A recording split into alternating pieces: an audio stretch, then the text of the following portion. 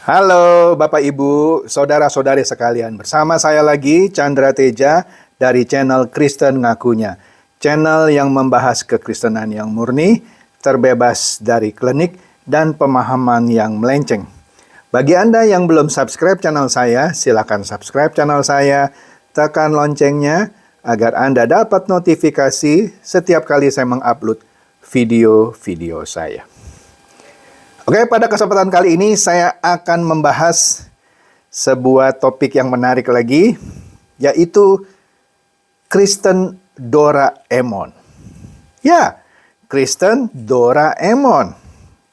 Apa itu Pak Kristen Doraemon? Oke, kita baca dulu lah ya satu ayat sebelum saya masuk pembahasan mengenai Kristen Doraemon.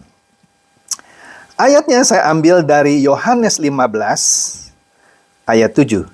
Yohanes 15 ayat 7 yang berbunyi, "Jikalau kamu tinggal di dalam aku dan firman-Ku tinggal di dalam kamu, mintalah apa saja yang kamu kehendaki dan kamu akan menerimanya." Ayat ini adalah bagian dari perikop pokok anggur yang benar, yaitu dari Yohanes 15 ayat 1 sampai ayat 8. Oke, dan tidak dapat dipungkiri bahwa ayat ini merupakan salah satu ayat paling disukai dan sekaligus paling banyak disalahartikan oleh kebanyakan orang Kristen, bahkan pendeta. Ya, benar. Siapa sih yang tidak suka kalau apa saja yang dikehendakinya, lalu dimintanya, kemudian otomatis diterimanya? Coba, siapa yang nggak senang? Misalnya, Anda mau mobil baru, ya, Anda minta, diberikan. Siapa yang nggak senang? Senang dong. Anda mau minta apartemen mewah, baru, minta, berdoa, diberikan. Siapa yang nggak senang? Senang kan? Ya kan? Semua pasti suka kalau kejadiannya seperti itu. Kenapa? Ini sama halnya seperti Nobita Nobi. Tahu dong Nobita Nobi? Ya? Yang akan kegirangan jika permintaannya dikabulkan oleh si Doraemon. Lalu dia bernyanyi, "Aku ingin begini, aku ingin begitu, ingin ini, ingin itu, banyak sekali." Itulah. Semua dapat dikabulkan dengan kantong ajaib. Kira-kira gitulah. Ya.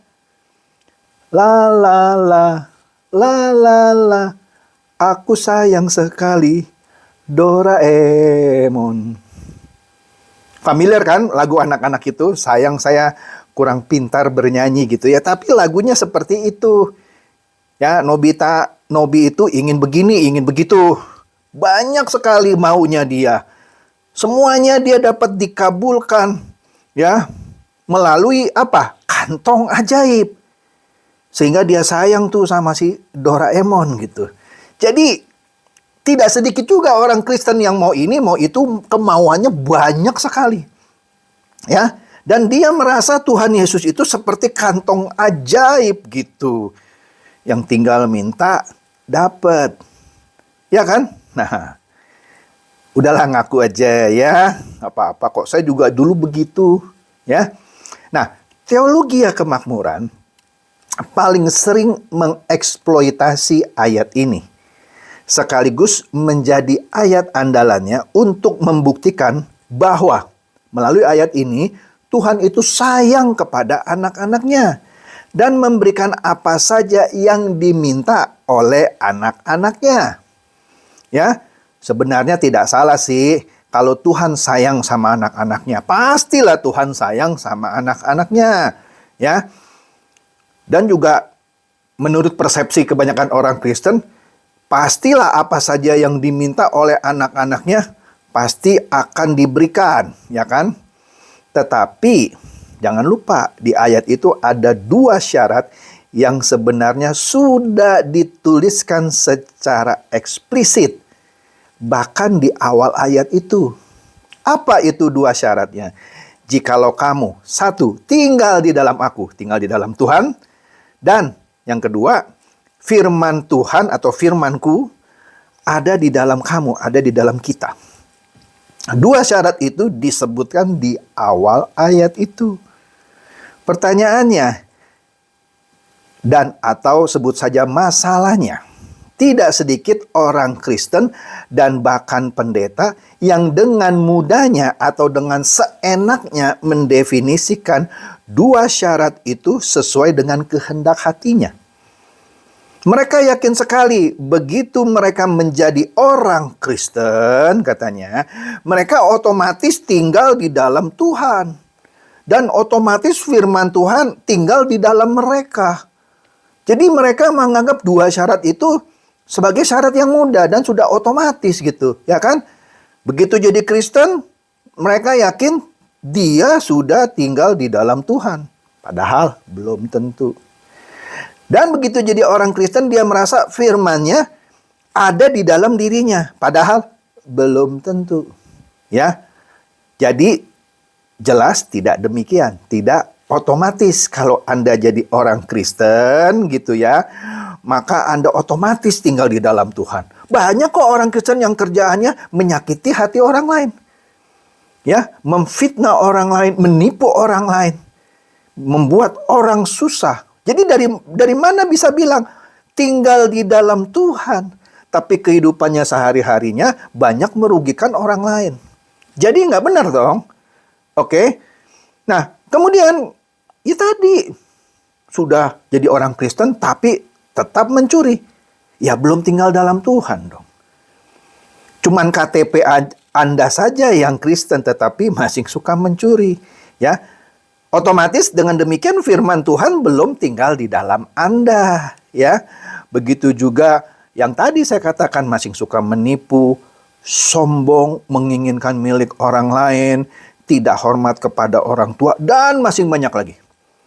Kalau itu masih terjadi, bagaimana Anda bisa bilang ya bahwa Anda tinggal di dalam Tuhan dan firman-Nya tinggal di dalam Anda? Nggak bisa dong. Jadi Anda boleh saja agama Anda di KTP disebut Kristen, tetapi bisa saja Anda belum tinggal dalam Tuhan. Firman Tuhan belum tinggal di dalam Anda juga. Jadi jangan sombong ya. Oke. Nah, jadi percuma Anda rajin ke gereja. Bukan bilang tidak perlu ke gereja. Ke gereja haruslah ya untuk bersekutu dengan sesama orang percaya, mendengarkan firman Tuhan yang menegur dan membentuk kita. Tetapi akan jadi percuma kalau Anda rajin ke gereja, memberikan segala macam persembahan, berdoa, baca Alkitab, tapi suka melakukan hal-hal yang tidak disukai oleh Tuhan. Artinya, ya Anda cuma seremonial belaka, tapi Anda belum benar-benar tinggal di dalam Tuhan. Ya, yang Tuhan inginkan dari Anda ialah hati Anda itu senantiasa melekat dan taat kepadanya. Oke, bukan ditinjau dari kerajinan Anda ke gereja. Anda boleh saja rajin ke gereja, bahkan jadi aktivis, bahkan jadi pendeta. Tapi belum tentu Anda tinggal di dalam Tuhan. Kok bisa Pak? Ya bisa, saya sudah sering lihat dan banyak lihat contohnya kok. Ya, jadi saya berani mengatakan hal seperti itu. Ya, ini bukan bermaksud mengatakan bahwa ke gereja, memberikan persembahan, berdoa, baca Alkitab, dan lain-lain itu tidak penting. Ya pentinglah, tetapi yang lebih penting adalah jika Anda melekat dan melakukan segala kehendaknya. Oke? Jadi tidak akan ada artinya jika Anda tidak mau hidup dalam penurutan total terhadap Tuhan yang Anda percayai. Jadi dengan kata lain, Anda cuma statusnya saja orang Kristen di KTP, tapi keberadaan Anda bukan orang Kristen. Anda boleh saja di KTP disebut pendeta, tapi keberadaan Anda sehari-hari tidak melambangkan Anda pendeta. Saya pernah ditanya oleh seorang teman, Pak, saya melihat dalam kehidupan orang Kristen Pak ya, bahkan kehidupan beberapa pendeta, teolog, doktor gitu ya. Tapi terang-terangan hidupnya itu tidak benar, Pak. Misalnya sering nipu orang, sering menyakiti hati orang, sering memfitnah orang. Dengan melihat hal-hal seperti itu, bukankah bisa membuat Bapak jadi skeptis terhadap kekristenan? Kemudian saya jawab saja simple. Dan memang simple sih jawaban saya. Bagi saya orang seperti itu bukan orang Kristen. Karena Kristen itu adalah to be like Christ. Dia belum menjadi seperti Kristus. Cuman KTP-nya saja Kristen. Cuman kedudukannya dia sebagai pendeta, bahkan teolog, bahkan doktor sekolah teologi. Ya, tapi dia belum menjadi Kristen. Jadi saya nggak skeptis dengan kekristenan. Ya, oke. Jadi dengan kata lain, orang Kristen yang benar-benar tinggal di dalam Tuhan dan firman-Nya tinggal di dalam dia, pastinya juga tidak akan sembarangan meminta kepada Tuhan. Iya dong, tidak mungkin dia minta Tuhan mengabulkan permintaannya agar istrinya atau suaminya itu misalnya cepat-cepat meninggal sehingga dia bisa kawin lagi misalnya. Itu kan permintaan konyol, ya dong? Jadi nggak mungkin kalau orang yang benar-benar hidup tinggal di dalam Tuhan, dia permintaannya bagaimana supaya pasangan hidupnya cepat-cepat dipanggil Tuhan supaya dia bisa kawin lagi misalnya. Ya nggak mungkin dong.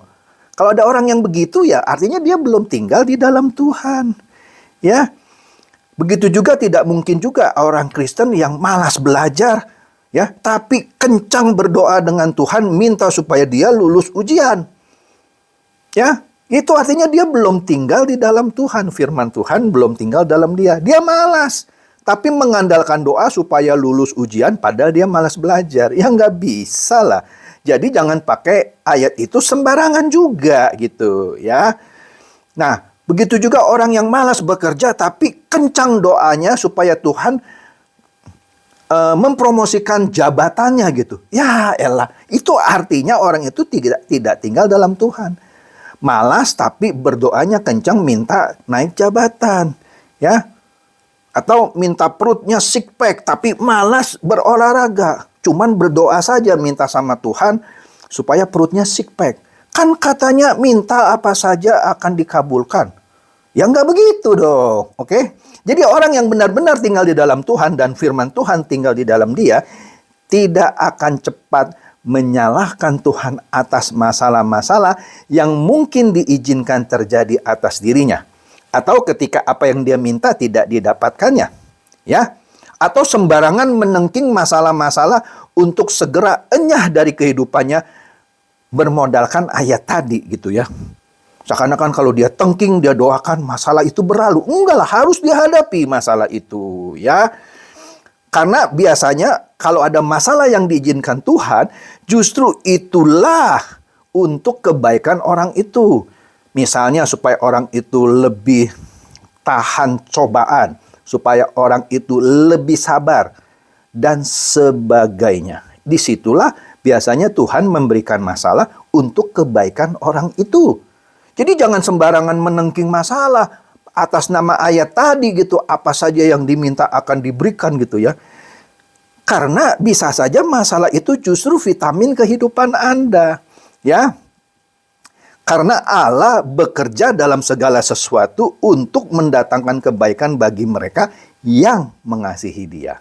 Yaitu mereka yang terpanggil sesuai dengan rencana Allah. Roma 8 ayat 28. Oke? Dia justru akan meminta Tuhan, orang-orang yang benar hidup dalam Tuhan, kekuatan untuk menghadapi masalah-masalah yang diizinkan terjadi dalam kehidupannya. Jadi sekali lagi jangan sembarangan mengartikan dan mempraktekkan Yohanes 15 ayat 7 tadi dan membuat Anda jadi Kristen Doraemon beneran yang mengandalkan kantong ajaib. Ya, seperti Nobita Nobi, ya. Jadi orang yang selalu manja, hidup dalam dunia mimpi. Ya, seperti Nobita Nobi. Anda kan tidak mau jadi anak kecil terus kan? Yang tidak punya kecerdasan rohani seperti Nobita Nobi kan?